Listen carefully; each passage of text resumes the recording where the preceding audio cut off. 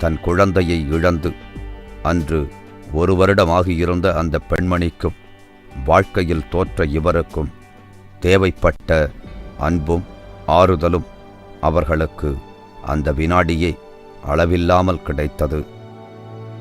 அங்கு தொடங்கிய இந்த கட்டிப்பிடி பிரச்சாரம் உலக அளவில் பயணித்து ஏஆர் ரகுமானால் இந்தியாவின் வாசல் மும்பையையும் தொட்டது.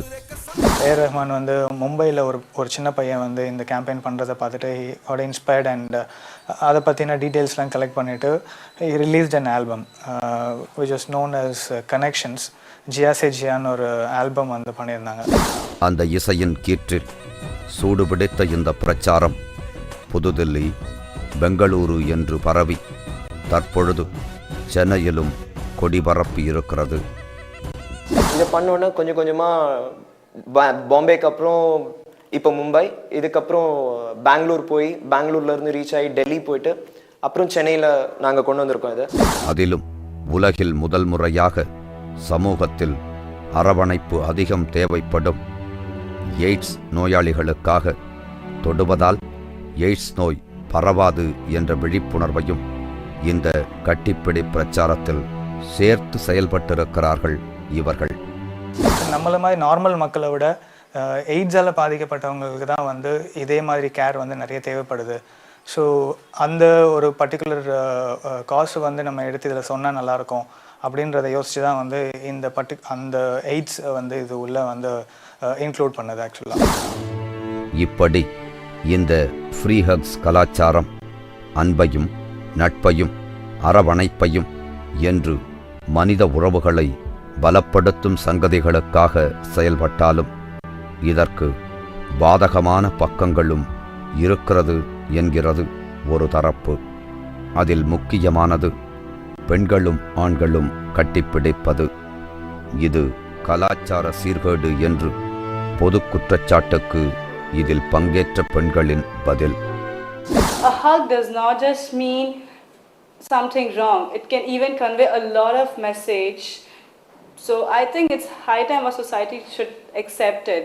So it's nothing wrong, hugging girl, hugging anyone else.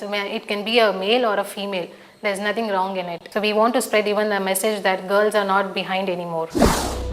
எது எப்படி இருந்தாலும் சொந்தமும் பந்தமுமாய் நட்போடு உறவாடி இருந்த காலம் போய் இன்றைய உலகம் குடும்பத்திற்குள் பேச்சை குறைத்து உறவுகளை தொலைத்து கால ஓட்டத்தில் வாழ்க்கையை தேடி சுழன்று கொண்டிருக்கிறது என்பதைத்தான் இந்த சம்பவங்கள் வெளிச்சமிடுகின்றன.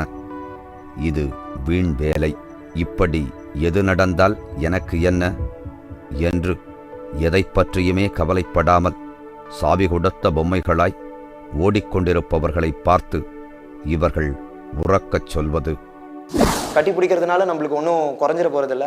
நீங்கள் ஒருத்தரை கட்டி பிடிச்சி போய் பாருங்கள், அப்படியே உங்களுக்கு இந்த ஃபீலிங் தெரியும். நான் சொல்கிறத விட நீங்கள் உங்களுக்கு பக்கத்தில் இப்போ யார் இருக்காங்களோ அவங்கள போய் ஒரு கட்டி பிடிங்க. உங்கள் அம்மாவோ அப்பாவோ யாராக இருக்கட்டும், ஃப்ரெண்டாக இருக்கட்டும், கட்டி பிடிச்சி பாருங்கள். அந்த ஃபீலிங் வந்து மறக்கவே முடியாத ஃபீலிங்காக இருக்கும். ரொம்ப சந்தோஷப்படுவீங்க. தொடுதல், அது சார்ந்த புரிதல், அன்பை வெளிப்படுத்துதல், இதெல்லாம் அந்தந்த சமூக பின்னணியின் அடிப்படையில் தான் வெளிப்படுது. இந்தியாவுக்குள்ளே இப்போ வட மாநிலத்தை பொறுத்த வரைக்கும் அன்பு பாராட்டு முகமாக ஒருவர் கட்டியணைத்துக் கொள்ளுதல் என்பது மிக சகஜமாக இருக்கக்கூடிய விஷயமா இருக்கு. வேற சென்னை போன்ற பெருநகரங்கள்லையும் ஒரு குறிப்பிட்ட சாரார் இந்த மாதிரியான விஷயங்களை ஓகே, இது நல்ல விஷயம், இது அன்பு பாராட்டுதலுடைய வெளிப்பாடு என்று ஏற்றுக்கொள்கிறார்கள். ஆனால் சாதாரணமான மனிதர்கள், சகஜமான மனிதர்கள் தொடுதல் என்ற உணர்வை இன்னமும் ரொம்ப பிரைவேட்டாக தான் பார்த்துட்டு இருக்காங்க.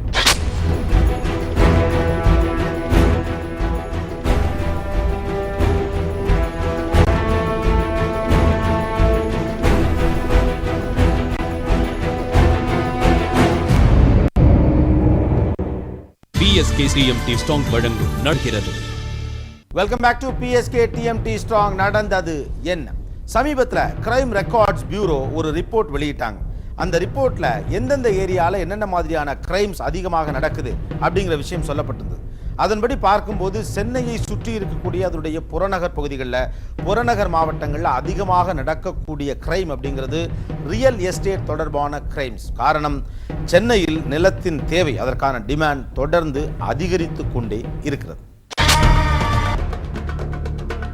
டேவிட் மணிநேசன், சென்னை மணலியைச் சேர்ந்த மருத்துவர்.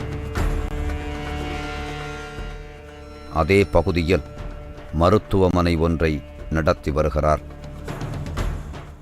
நல்ல வசதிகளுடன் கூடிய பெரிய மருத்துவமனை ஒன்றை கட்ட வேண்டும் என்பது இவரது கனவு.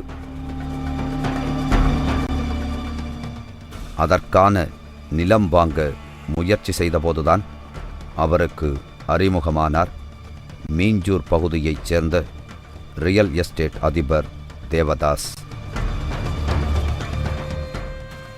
மீஞ்சூர் மெயின் ரோடுக்கு அருகில் ஒரு நல்ல இடம் ஒன்றை தேவதாஸ் டாக்டருக்கு காட்டியதாக கூறப்படுகிறது.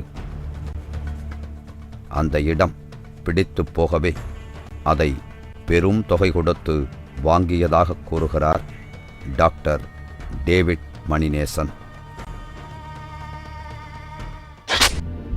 கடந்த வருடம் டாக்டர் டேவிட் மணிநேசன் வாங்கியிருந்த அந்த மீஞ்சூர் பகுதி நிலம் தனக்கு சொந்தமானது என ஒருவர் கூற சூழ்நிலையில் புதிய திருப்பம் ஏற்பட்டது.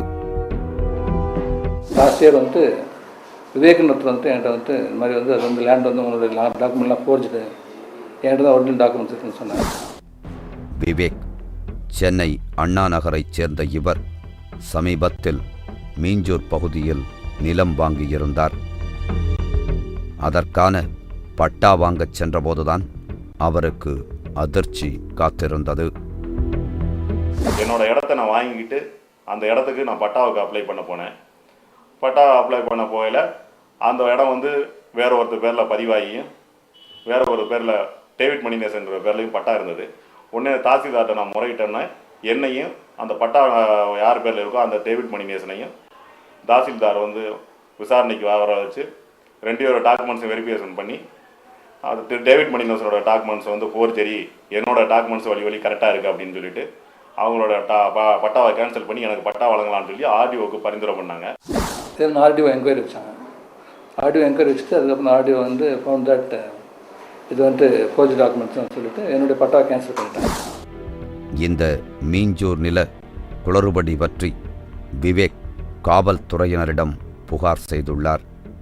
அந்த புகாரின் அடிப்படையில் பொன்னேரி காவல் துணை கண்காணிப்பாளர் ரங்கராஜன் வழக்கு பதிவு செய்து விசாரணைகளை துவக்கினார்.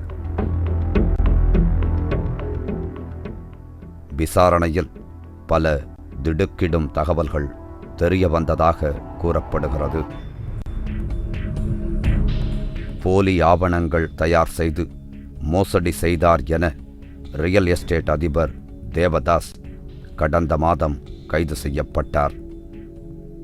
தொடர்ந்து விசாரணைகள் நடைபெற்று வருகின்றன. அந்த வழக்கின் புலன் விசாரணையில் தேவதாஸ் ரெட்டி என்பவர் போலியான ஆவணங்களை தயார் செய்துள்ளார் என்ற முகாந்திரம் கிடைக்கப்பெற்றதால் தேவதாஸ் ரெட்டியை 15/7/2010 அன்று கைது செய்தார்கள். அதைத் தொடர்ந்து நீதிமன்ற காவலருக்கு அனுப்பப்பட்ட பின் அவரை தொடர்ந்து போலீஸ் காவலில் 4 நாட்கள் வைத்து விசாரணை செய்ததில் இதேபோல பல இடங்களில் போலியான ஆவணங்கள் மூலமாக விற்றுள்ளதாக தெரிய வந்துள்ளது. இது சம்பந்தமான புலன் விசாரணை தொடர்ந்து வருகிறது. தேவதாஸ் அடியாட்களை வைத்துக்கொண்டு நிலத்தின் உரிமையாளர்களை மிரட்டி வருவதாகவும் திடுக்கிடும் குற்றச்சாட்டுகளை முன்வைக்கிறார் விவேக். பக்கத்து இடத்தையும் என்னோட இடத்தையும் சேர்த்து ஃபென்சிங் போகிறதுக்கு அவர் ஏற்பாடு பண்ணப்போ நான் போய் தடுத்து நிறுத்திட்டு அதுக்கு என் இடத்த போய் சரி நம்ம பாதுகாக்கலாம், அந்த இடத்துக்கு நம்ம தினமும் போகணும் போயில அவர் இடத்துல அந்த ஆக்கிரமிப்பு பண்ண இடத்துல வச்சிருக்க டெய்லியும் ஒரு 20 பேர் குண்டாஸ் மாதிரி இருப்பாங்க. என்கிட்ட ஏதாவது பிரச்சனை பண்ணுறது, பிரச்சனை பண்ணி என்னை இப்போ தகராறு பண்ணுறது, அந்த மாதிரி பிரச்சனைலாம் நான் 2 டைம் கம்ப்ளைண்ட்டும் பண்ணி அதுக்கு பிறகு போலீஸுக்கிட்டையும் ஃபோன் மூலமாகவும் நேரம் போய் சொல்லிட்டுலாம் வந்திருக்கேன். பட் அவங்க எதுக்கும் பயப்படுற மாதிரி தெரியல. இப்போ நான் இடம் வாங்கிட்டா கூட இதுக்கு பிறகு அந்த ஏரியாவுக்கு போகிறதுனா நான் என்ன டெய்லி போலீஸ் ப்ரொடெக்ஷனோட போலீஸ் பாதுகாப்போட தான் அந்த இடத்துக்கு போயிட்டு வரக்கூடிய ஒரு சூழ்நிலை இருக்குது. மீஞ்சூர் பகுதியில் தேவதாஸ் பலகாலமாக நில மோசடிகளில் ஈடுபட்டு வந்ததாகவும் குற்றச்சாட்டுகள் முன்வைக்கப்படுகின்றன. என்னையை போல கிட்டத்தட்ட ஒரு 100கணக்கான ஏக்கரை அந்த ஏரியா பகுதியில் உள்ள அப்பாவி மக்கள்கிட்ட ஏமாற்றி வாங்கியிருக்காரு. அவங்கெல்லாம் இவரோட அடியால் பழக்கிறது பணபலம் இந்த மாதிரி சக்திகளுக்கெல்லாம் பயந்துக்கிட்டு அவங்களால ஒன்றுமே பண்ண முடியாமல் எவ்வளவோ போராட்டம் பண்ணி ஒரு துளி ஒரு சென்ட் இடம் கூட மீட்க முடியாத சூழ்நிலை உட்காந்துக்கிட்டு இருக்காங்க. என்னோட பிரச்சனையாகி இந்த மாதிரி நான் தேவதாஸ் என்னோட புகாரில் தேவதாஸ் ரெட்டியை அரெஸ்ட் பண்ணிட்டாங்க அப்படிங்கிறதெல்லாம் அந்த பகுதி மக்களுக்கு தெரிஞ்சோன்னே எல்லாருமே என்கிட்ட வந்து இந்த மாதிரி எப்படி பண்ணீங்க, எங்களுக்கு வந்து இவ்வளோ பிரச்சனைகள்லாம் இருக்குது அப்படின்னு சொல்லி சொன்னாங்க. நீங்கள் எல்லாருமே போய் எஸ்பி டிஎஸ்பி கிட்ட போய் நீங்கள் கம்ப்ளைண்ட் கொடுங்க, கம்ப்ளைண்ட் கொடுத்தீங்கன்னா கண்டிப்பாக நேர்மையான நடவடிக்கை எடுப்பாங்க அப்படிங்கிற மாதிரி நான் சொல்லி அனுப்பினேன். அதுக்கு பிறகு போய் ஒவ்வொருத்தரும் போய் புகார் கொடுத்துட்டு இருக்காங்க. ரியல் எஸ்டேட் இண்டஸ்ட்ரியை பொறுத்த வரைக்கும் பல்வேறு விதமான நூதன மோசடிகள் நடப்பது குறித்து எல்லாருக்குமே தெரியும். ஒரே டாக்குமெண்ட்டை வச்சுக்கிட்டு 3 பேருக்கு ஒரு வீட்டை விற்பது அல்லது ஒரு நிலத்தை